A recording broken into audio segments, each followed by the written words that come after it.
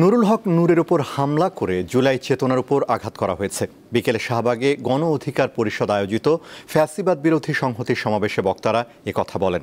যারা হামলা করেছে তারা স্বৈরাচারের দোসর এবং তাদের শাস্তির দাবি জানান বক্তারা। এছাড়া দেশের রাজনৈতিক ইতিহাসে শেখ হাসিনা মৃত অধ্যায় বলে মন্তব্য করেছেন তারা।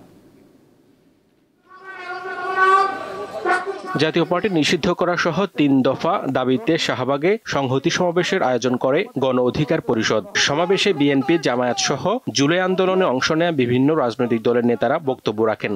এই আওয়ামী লীগকে যে কারণে নিষিদ্ধ চাই, সেই একই কারণে আজকে আমরা জাতীয় পার্টিকে নিষিদ্ধ চাই। আমরা 14 দলকে নিষিদ্ধ চাই। জাতীয় পার্টিকে যদি হজম করা হয়, একটা সময় জাতির উপরে চাপিয়ে দেওয়া হবে। আওয়ামী লীগকে হজম করার জন্য আপনাদেরকে প্রস্তুত থাকতে হবে। তারা বলেন, নূরের উপর হামলা করে জুলাই চেতনার উপর আঘাত করেছে, তাদের বিচার নিশ্চিত করার দাবি জানান তারা। জাতীয় পার্টি দুধে ধোয়া তুলসী পাতা নয়। হাসিনার বিচার যেমন হবে বাংলাদেশে, হাসিনার দোসর জাতীয় পার্টির বিচারও বাংলাদেশের মাটিতে হতে হবে। শেখ হাসিনা বাংলাদেশের রাজনীতিতে ক্লোজ চ্যাপ্টার, এই চ্যাপ্টার আর খোলার সুযোগ নাই। এই হামলা বাংলাদেশের গণতন্ত্রের উপর হামলা।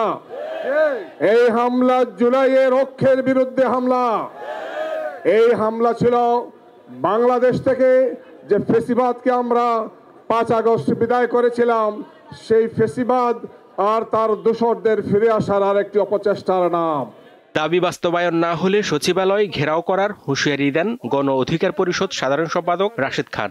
আমাদের স্পষ্ট দাবি, নূরের উপর যে হামলা হয়েছে, এই হামলার সাথে সেনাবাহিনী এবং পুলিশের যে সকল সদস্যরা জড়িত, তাদের বিরুদ্ধে সরকারকে ব্যবস্থা গ্রহণ করতে হবে। ফ্যাসিবাদ বিরোধী আন্দোলন অব্যাহত রাখার ঘোষণাও দেন উপস্থিত রাজনৈতিক দলের নেতারা। বিচার, সংস্কার এবং নির্বাচন একতালি হতে হবে। হেদায়েতুল্লাহ সীমান্ত, দীপ্ত সংবাদ, ঢাকা।